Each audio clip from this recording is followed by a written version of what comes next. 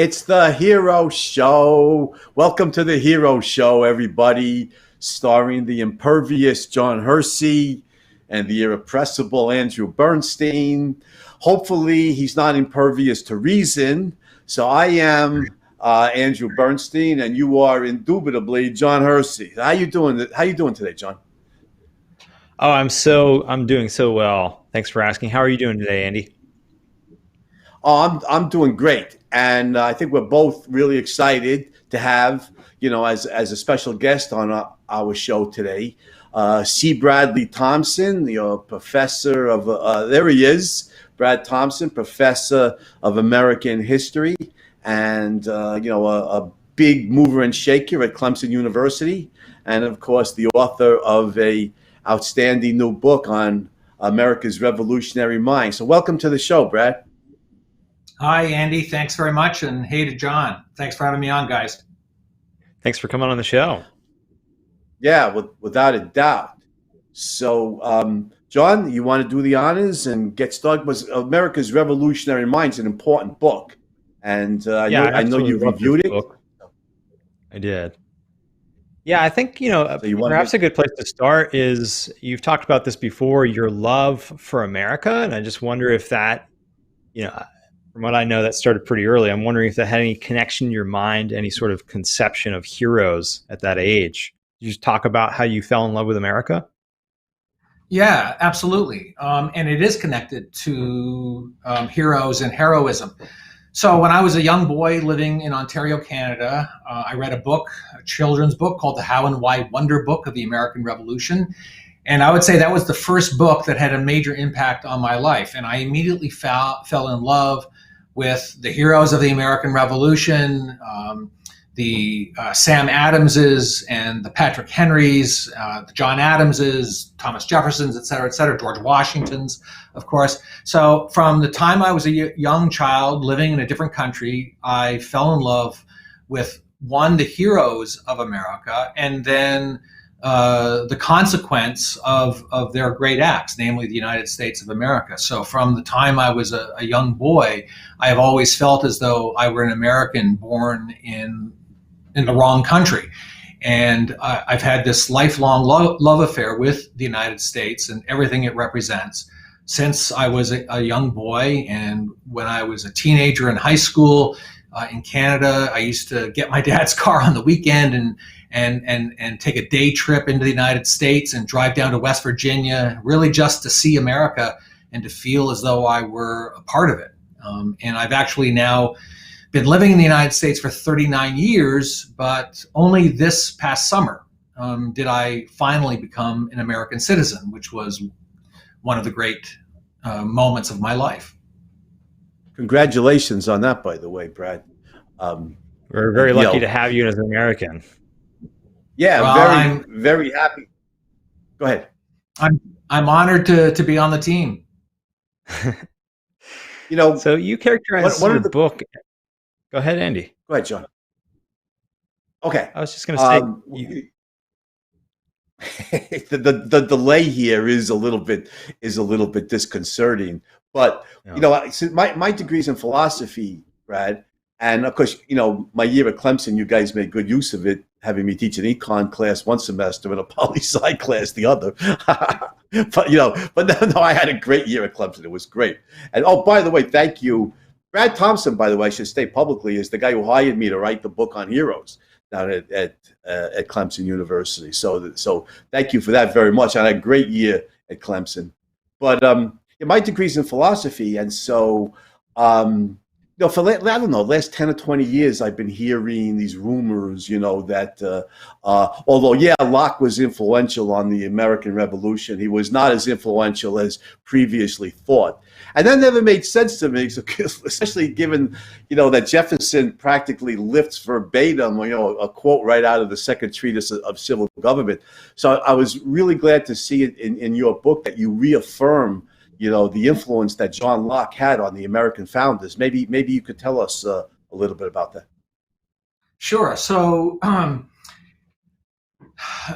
in my view, Locke was the philosophic father of the American Revolution, and Locke first really came to the American colonies, probably in the 1720s. And it was actually less the Second Treatise of Government and more his work on epistemology, namely the Essay Concerning Human Understanding, that really was incorporated into the curricula of American colleges. And so for a 30, 40 year period, American colonists were drinking deeply from the well of Lockean philosophy. And by the 1760s, however, they started reading Locke's Second Treatise of Government more seriously. And then with the Stamp Act crisis in 1765, that's when their Lockeanism, their sort of inherent Lockeanism that had sort of been read into the marrow of their bones over the course of the previous 30 or 40 years, really sort of kicked in. And Locke's ideas, the ones of the Second Treatise in particular, they really became the intellectual, the moral, and the political framework by which American revolutionaries interpreted the actions of the British Parliament during the years of the so-called imperial crisis, that is between 1764 with the passage of the Sugar Act up until 1776 with the passage of the Declaration of Independence. And in my view, the Americans, they really took Locke almost in Locke's entirety, the political philosophy. In fact, I would argue that the Declaration of Independence is essentially a précis of the entire Declaration of Independence. So the four self-evident truths of the Declaration, each of which can be summed up in a single word, namely equality, rights, consent, and revolution, those four self-evident truths basically track the logical structure of Locke's Second Treatise of Government. And what I found is that in those years between 1764 and 1776, virtually all of the American arguments against British imperial legislation fell into that Lockean framework. And what you'll find is what's interesting to me at least, is not just leading revolutionary thinkers like Adams, Jefferson, Hamilton, Madison, John Dickinson, et cetera, et cetera. Not only were they reading Locke, but Locke's ideas had percolated down through American culture, broadly speaking, such that, you had largely uneducated, hard scrabble farmers in Western Massachusetts and mechanics in New York City who were explicitly using Lockean arguments to support their claims against British imperial officials and then ultimately for independence. That's startling, and I know you're big on abolishing the public school system, and privatizing education. But what does that say about education in the colonies in the 18th century? That mechanics and farmers are reading John Locke. It's that's just astonishing in our day. I would say the decline and fall of American education over the course of the last certainly 100+ years is a self-evident truth. Yeah. I agree. We published an essay in TOS on the causes of that, but I digress. Education, abolishing the public school system, could be a whole separate show. Since John, I've dubbed Brad Thompson, the William Lloyd Garrison of the 21st century, but sufficient unto the day is the evil thereof, as Jesus said. I'm sure, John, you have some questions on this book, but Brad, not just limited to education. Yeah, I'm curious. You mentioned this was a widespread cultural movement, and it wasn't just the George Washingtons and the John Adamses and the Thomas Jeffersons. Could you name a few of the people that you think were really influential in shaping the American mind or propagating the ideas of the American mind that aren't well known today that you think deserve a closer look?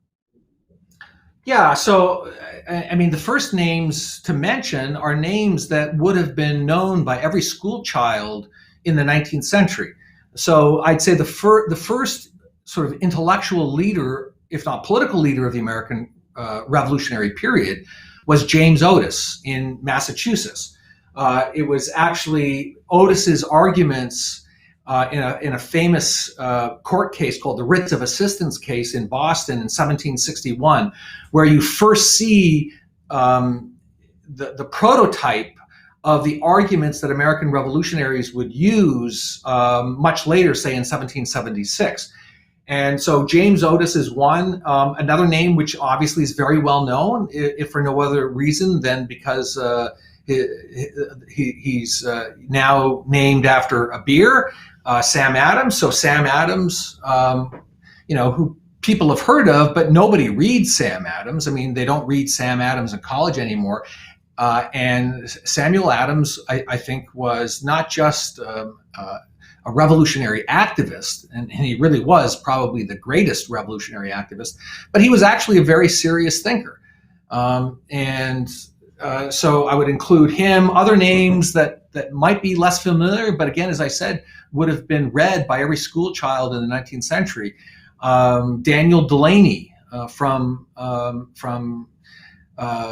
Delaney was from, where was Delaney from? Delaware, I believe. Richard Bland from Virginia, John Dickinson from Pennsylvania. These were actually the most serious thinkers of the early revolutionary period during the 1760s. It's only really not until the 1770s that you see, for instance, Thomas Jefferson emerge as a serious thinker. But in the book, I identify a number of sort of second-tier thinkers that I think are important. Probably the most important of which I would say was a pastor, actually, from Connecticut. His name was Dan Foster. And I would say Foster's ideas, they are Lockean in origin, but I would say they come as close to Ayn Rand's understanding of rights as probably anybody who had ever written on the subject of rights up until Ayn Rand. So Foster, and he was a preacher, no less. So I would say he was the best sort of what we would now today call unknown thinker of the American Revolution. And there were others up and down the Atlantic seaboard, the names of which would not be known today. Well, Brad, what you were saying before about people know Sam Adams. Unfortunately, I don't think we could be too sure of that. I mean, I mentioned a few times last spring, right before everybody went online for the classes. So I'm teaching an intro to philosophy class. I won't mention the name of the school. The 20 students in class, I mentioned James Madison, because I want to use that as an example of something. And they looked at me blankly, and it was fully 10 out of 20, fully 50% of the students, American kids in an American college class, had never heard of James Madison. It was like my jaw hit the floor. I said, the guy who's like the lead author of the U.S. Constitution, and virtually the sole author of the Bill of Rights, you never heard of him. So you're right about the demise or the decline of the American education system. It's just dramatic, and you could talk about abolishing the public school system at another chance, because that's an important issue. But back to America's revolutionary mind.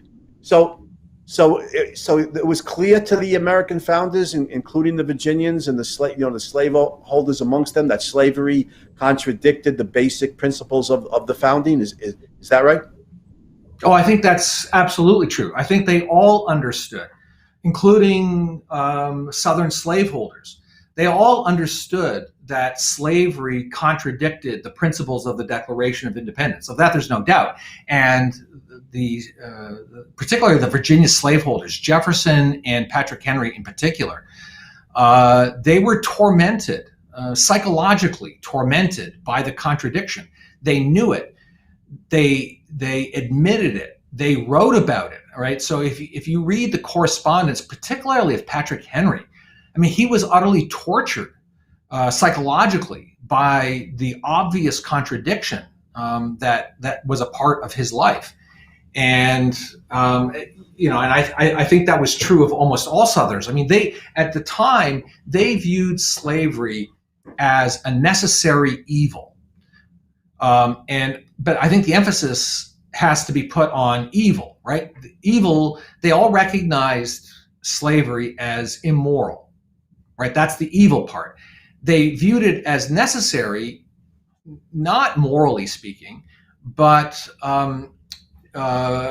politically. And by necessary, they didn't mean it was something that they actually wanted or wanted to keep. Necessary referred to the fact that they didn't know how to get rid of it. That was the single greatest challenge that was confronted by the revolutionary generation. Once they realized, and they realized almost from the very beginning, that they saw the glaring contradiction between their ideals and their actions, and they struggled with it. And but the problem was, and this was the great problem of the late 18th century, nobody understood, nobody knew how to get rid of slavery. It was, as Thomas Jefferson once wrote, speaking of slavery, he said, "We have a wolf by the ears and we don't know whether to hold on or to let go." The preference is, of course, to let go, but if you let go, then you'll be bitten. And I'd say even more fundamentally, they saw the very real possibility, if not likelihood, that abolition, say in 1776 with the passage of the Declaration, might very well have led to a race war. And they talk a lot about that. And furthermore, they also recognize the justice of the slaves. If they were to be freed, I mean, Jefferson once said that the justice is on their side. But on the other hand, he said self-preservation is on our side. So they just didn't, they lived with, they were tortured by the contradiction. Eventually, it is true, I think Jefferson in particular somewhat came, well, not somewhat, he did come to rationalize the existence of slavery, his own status as a slaveholder. But it's also important to recognize that the single most important document in the history of the world for the elimination of slavery was written by Thomas Jefferson. And as a result of the Declaration of Independence, an abolition or an anti-slavery movement arose immediately, not only in the North, but also in the South. I mean, there were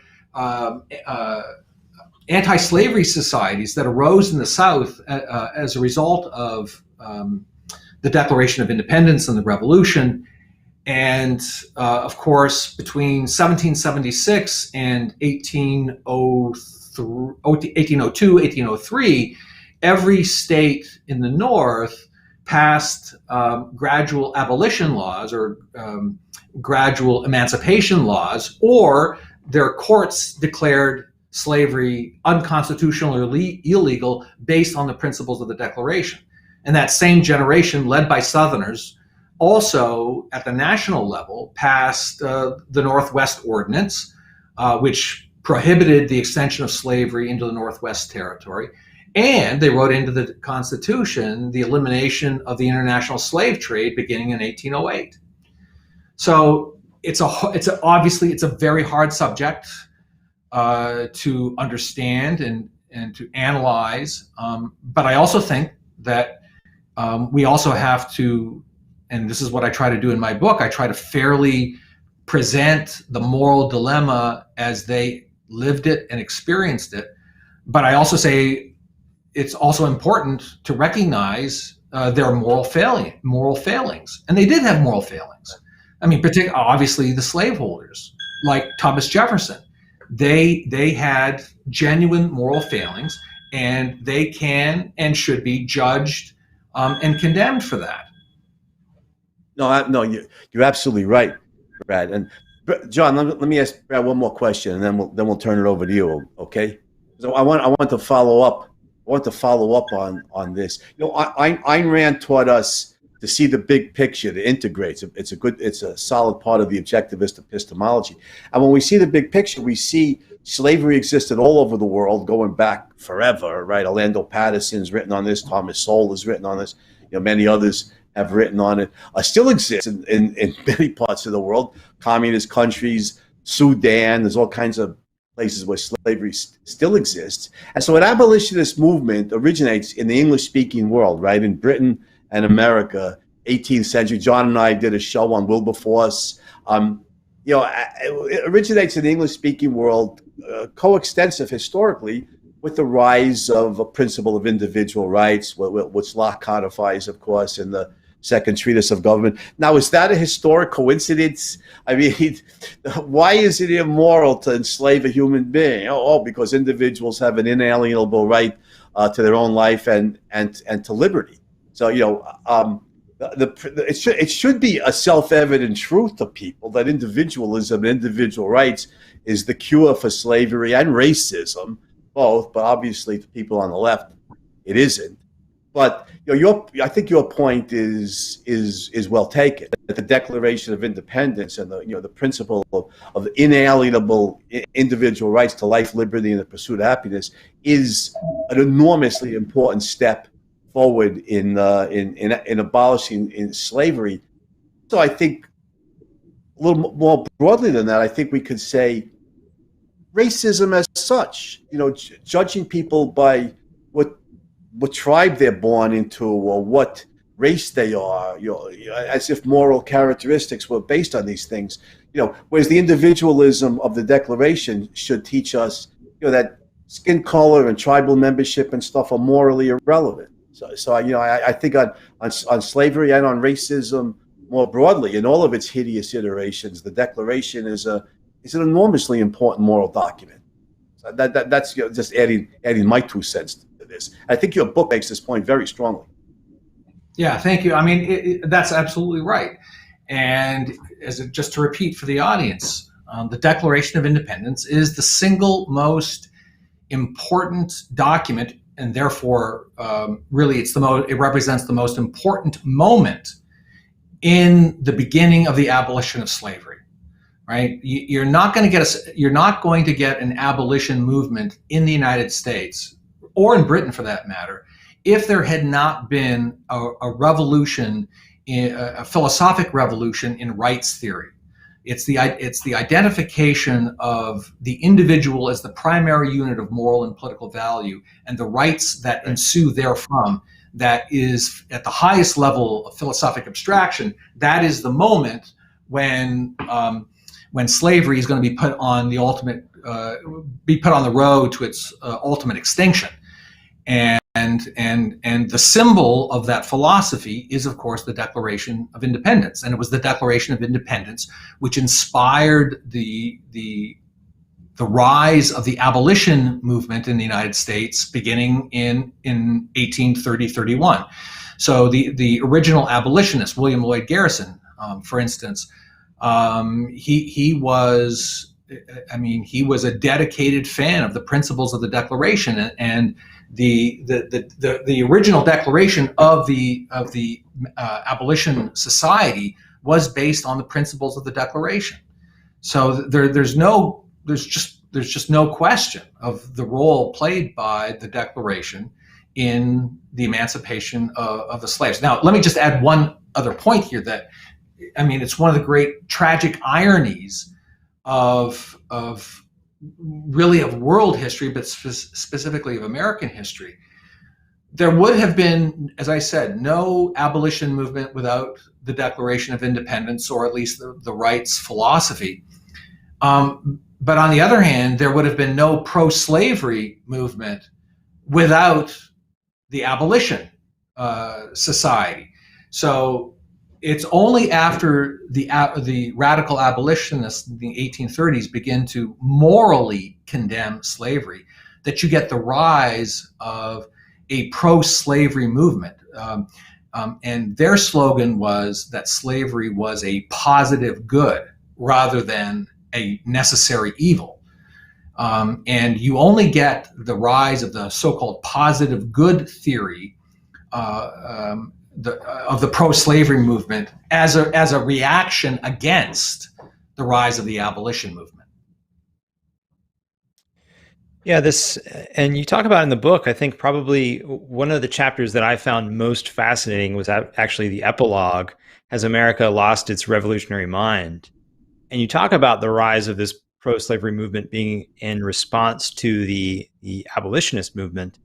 But you also talk about, and you make a really, I had never heard this connection before. It was totally new to me in everything that I'd read, but the antipathy toward America also sort of grew out of this movement, which is really, really interesting that there's a connection between anti-Americanism and pro-slavery movement.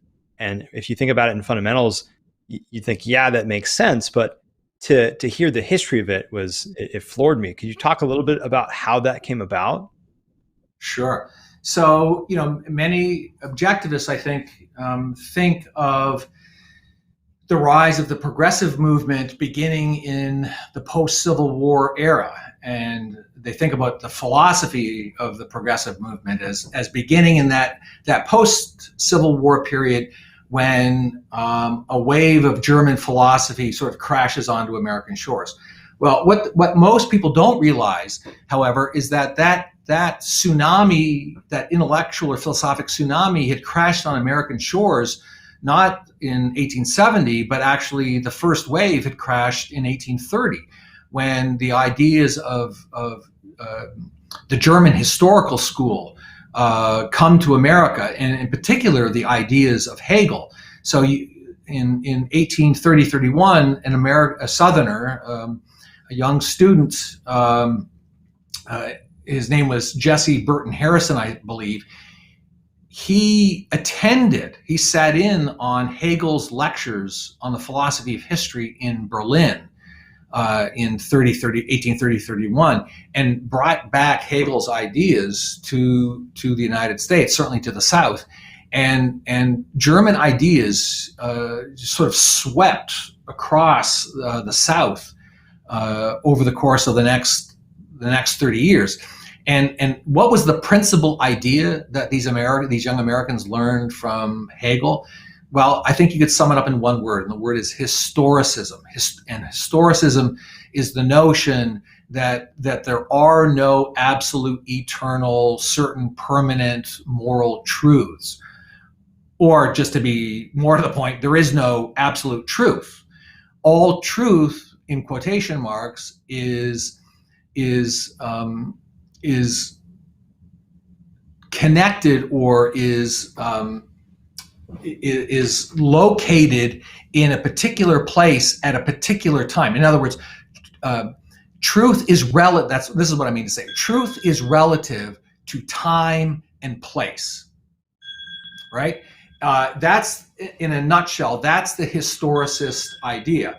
And so they take this historicist idea and they immediately turn it against the principles of the Declaration of Independence. So as we all know, the second paragraph of the Declaration begins, "We hold these truths to be self-evident." And the emphasis should be on the word truth. And these Southerners, over the course of the next 30 years, began an all-out assault on the principles of the Declaration of Independence. So they obviously attacked the self-evident truth of equality.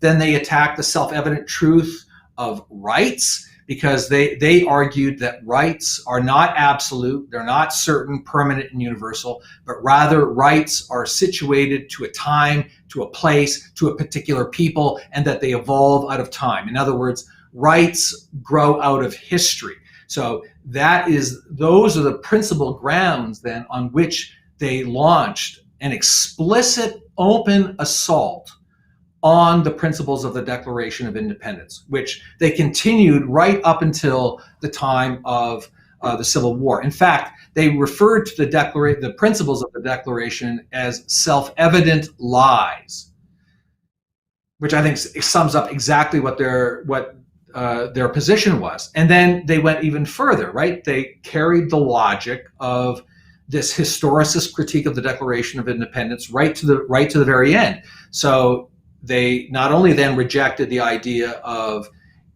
equal rights, but they also rejected the idea of limited government, for instance, and they became critics of laissez-faire capitalism. And in fact, not only were they critics of laissez-faire capitalism, they launched what I would call a pre-Marxian Marxist critique of capitalism. So their critique of capitalism is virtually identical to Marx's critique of capitalism that you find in Marx's Das Kapital, for instance. And then the icing on the cake is that by the 1850s, these southern defenders of slavery became open and explicit advocates of socialism. And in fact, one of them referred to plantation slavery as, quote, the beau ideal of communism. So they became pre-Marxian Marxists, and they completely rejected not just the principles of the Declaration, but the society, the kind of free society that is built on the principles of the Declaration of Independence. That's really fascinating, Brad. Have they had an influence on contemporary Marxists, contemporary leftists, in their criticism of the United States? So I don't have any evidence of them actually having read Marx, but I absolutely have evidence of them reading Hegel. And in fact, in I think around 1860, 61.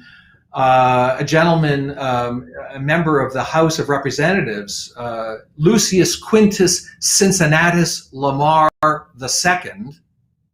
Oh, you can't beat that name. Yeah, read on the floor of Congress from the introduction to Hegel's philosophy of history. But they were at this time, though, by the 1850s, they were definitely reading French socialists. Well, the pro-slavery people back then, for American leftists today, is there any similarity between their ideas, the way those guys, slave owners, critiqued America, and contemporary leftists critique America? Is there some similarity there?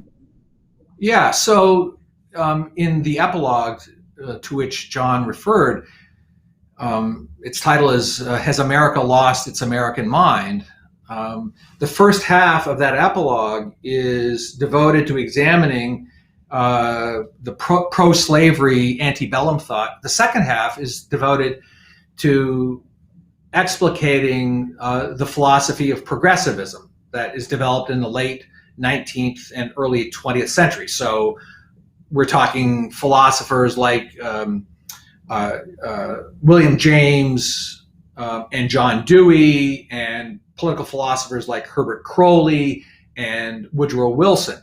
And what I try to demonstrate in the epilogue is the remarkable similarity between the philosophy of pro-slavery Southerners and these largely Northern and even New England philosophers and intellectuals in the late 19th, early 20th centuries. And what's interesting is these progressive thinkers, they all attack the Declaration of Independence. I mean, I think you can actually go online and find Woodrow Wilson, of course, who he was president of Princeton University and then became president of the United States. Wilson has at least two speeches that he gave attacking the Declaration of Independence on the same grounds that the pro-slavery Southerners were, namely attacking it on historicist principles, or the historicist grounding, which is to say that the principles of the Declaration of Independence might have been true for the colonists in 1776, but they can't be true for us today, because there are no truths that are objective, permanent, and universal. So, so the similarities that I try to draw between the pro-slavery Southerners and these Northern progressives I mean, I think it's Yeah, real. That's right. That's really good, Brad. That's really interesting because it really shows Hegel's influence. He's really the granddaddy of all of this, and his impact on both of these schools. And correct me if I'm wrong. If I remember correctly, Wilson wasn't he also a Southern racist as well as Yeah, as well as yeah. yeah. Yeah. I mean, he was Southern by origin, and then moved to New Jersey. Was governor of New Jersey for a period of time. President of Princeton. But the thing is, the post-bellum, mostly Northern intellectuals, they were educated directly by German philosophers in Germany. So there was a generation of American intellectuals after the Civil War received their PhDs in Europe and more particularly in Germany, and that's where they imbibed or drank deeply from the well of Kant, Hegel, Marx, and Nietzsche. And Wilson was a part of that group. So and then just to finally to sort of wrap this up and to put a bow on it, I would argue that the principles argued by these early 20th century progressives, John Dewey, for instance, I mean, I still think John Dewey is the most influential philosopher in the United States of the 20th century and even today. I mean, I'd say, even at its core, the philosophy that you see on the left in the United States in 2020 is not that much different than the philosophy advocated by John Dewey or Woodrow Wilson. In fact, just the last point I would say is that the so-called 1619 Project, which has received a lot of attention in the United States in the last year and a half, the proponents of the 1619 Project are, in the end, their anti-Americanism is, as far as I'm concerned, not that much different from that of Dewey and Wilson from the early 20th century. So there is, in other words, I do see there being a continuum. There being a continuum, and the philosophy that they represent is anti-Americanism. And it's a philosophy that begins with pro-slavery Southerners, goes up into the 19th and early 20th century to the progressives, and then leaps forward in a great leap forward to the new left of the 60s, and now to the new left of 2020. You know, you mentioned Dewey. Go ahead, John. I'll come back to the point about Dewey. Go ahead. All right. So I was just going to say 1619 and Zinn and others have sort of reframed history in a very anti-American lens. I remember being at Clemson a couple of years ago before you wrote this book, America's Revolutionary Mind, and you were talking to me then about wanting to write a moral history of the founding. And lo and behold, you've done it. But, I'd love to hear your thoughts on what a moral history is, how it's different from other types of history, and what its specific tools are for teaching us to appreciate heroes. Does it have any pros or cons for doing that? Yeah, great question. So in the writing of America's Revolutionary Mind, I had, I guess, subconsciously and implicitly in my mind a methodology of how to approach history. But it was really only through the writing of the book that I really started to develop what I've referred to. I mean, it's a methodology, historical methodology that I refer to as the new moral history. And the new moral history, I developed it in part as a reaction to the dominant school of historiography that had developed. That was really the dominant methodology, historical methodology of the 20th century, the so-called ideological school. Oddly, interestingly enough, developed by two of my teachers, Bernard Balin at Harvard and Gordon Wood at Brown. And the ideological approach to history is, it's hard to describe, but it's something like this. It is a kind of intellectual history, but it's ideas disconnected from individuals, and it's ideas disconnected from actions. So the way the ideological school views the role of ideas in history is, let me use an analogy, a pretty simple analogy. It's like ideas are systems. There are idea systems, and idea systems can be compared with weather systems.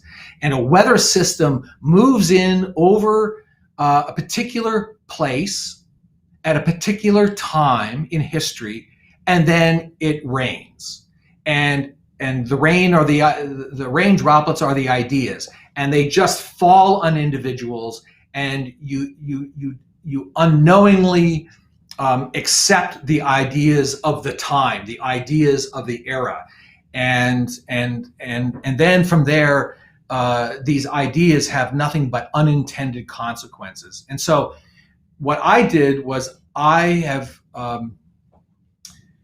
well, to turn a phrase, I've made the individual great again.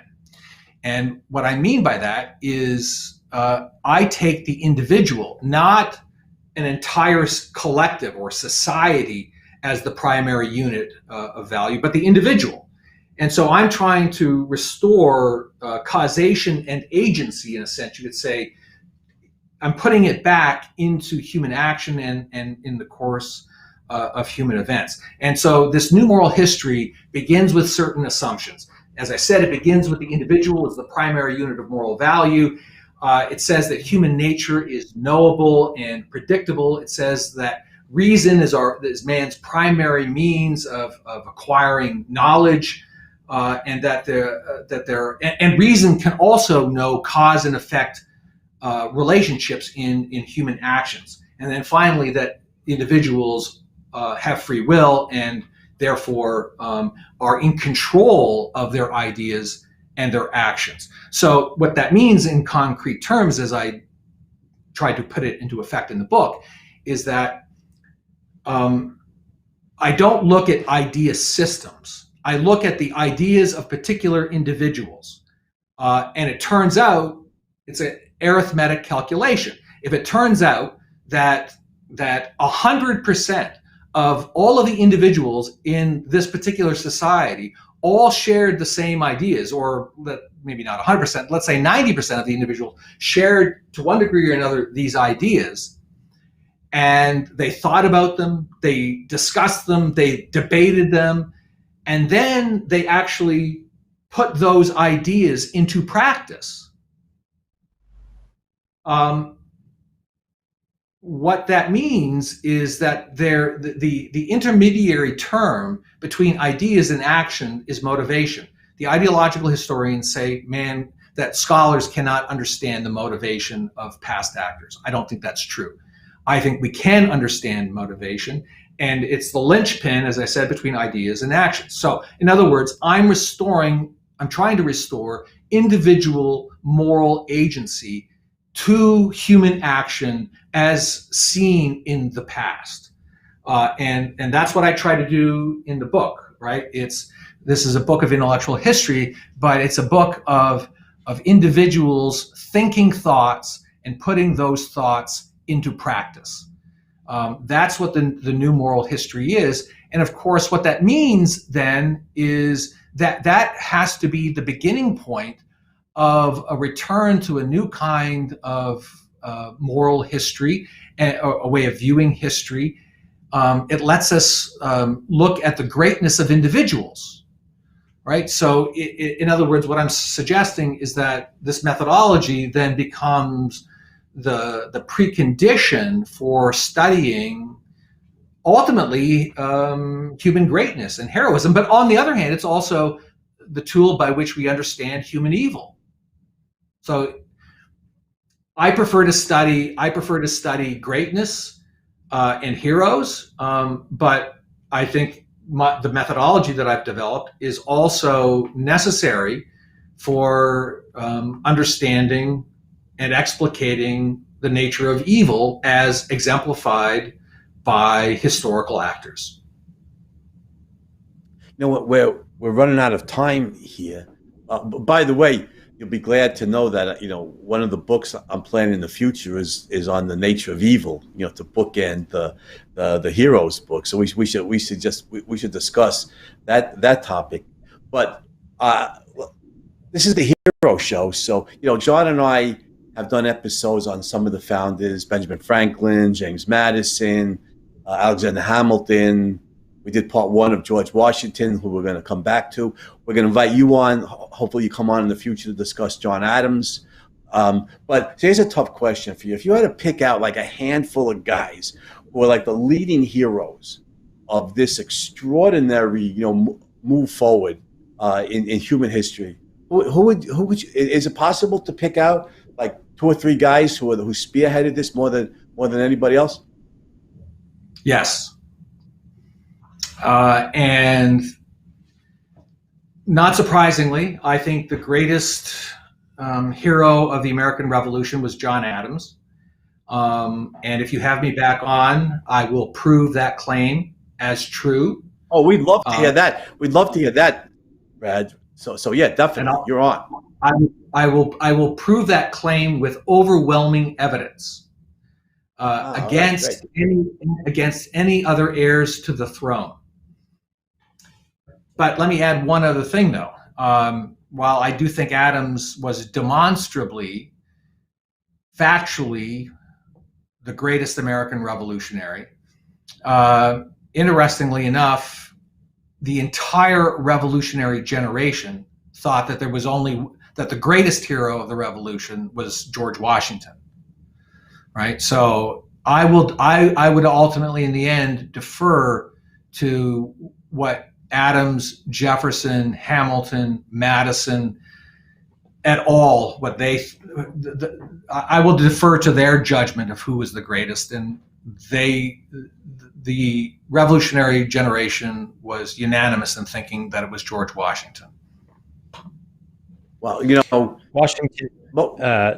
Most educated people today. Let me finish, please, John. Most educated people today know who John Adams is, but no, I don't know. There's not too many people think of him as the greatest of the greatest. So it's going to be great to have you on the show to prove that John Adams was the greatest hero of or the greatest revolutionary of that period. I look forward to that. Don't you, John? Absolutely, I can't wait for it. Of course, John Adams in the Spirit of Liberty is another favorite book of mine by this guy here. Thanks for writing these Thompson, really inspirational and informative books. I wanted to bring up here at the end, though, that we've been talking about how moral history shines a light on moral character. And I think that this is one of the things that, correct me if I'm wrong, that the Lyceum program at Clemson Institute for the Study of Capitalism does. Is that right?